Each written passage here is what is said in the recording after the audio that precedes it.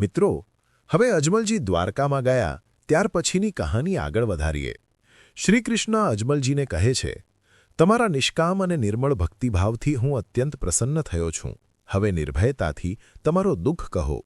ત્યારે અજમલજી હાથ જોડીને કહે છે, પ્રભુ, આ સમયમાં મારવાડ અને મેવાડ દેશમાં ઢોંગી ફકીરો અને ધૂતારાઓ ભોળા હિન્દુ ભક્તોને ભરમાવી ધર્મભ્રષ્ટ કરે છે। દોરા ધાગા, મંત્ર માદડિયા અને પીર પૂજાના બહાને પાખંડ ફેલાવે છે। હું પોકરણગઢનો રાજા છું। મારા રાજ્ય નજીક ભૈરવા નામનો રાક્ષસ વસે છે, જે માનવ હત્યા કરીને ગામડામાં ભય ફેલાવે છે। લોકો સુખ શાંતિથી જીવવા અસમર્થ બન્યા છે અને ધરતી ઉજ્જડ બની ગઈ છે। અને પ્રભુ, હું પોતે પણ પુત્ર વિહોણો છું। લોકો મને અપશુકનીયો કહે છે। આ કહેતા અજમલજીની આંખોમાં આંસુ આવી જાય છે।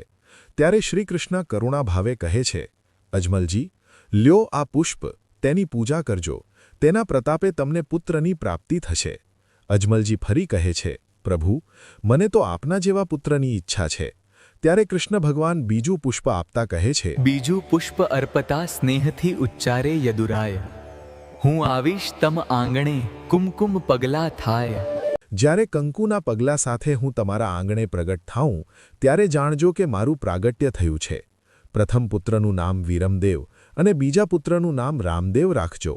સાથે અભય અંચળો, વીર ગેડીઓ, અમલબીલી અને રતન કટોરો આપી કૃષ્ણ ભગવાન અજમલજીને આશીર્વાદ આપે છે।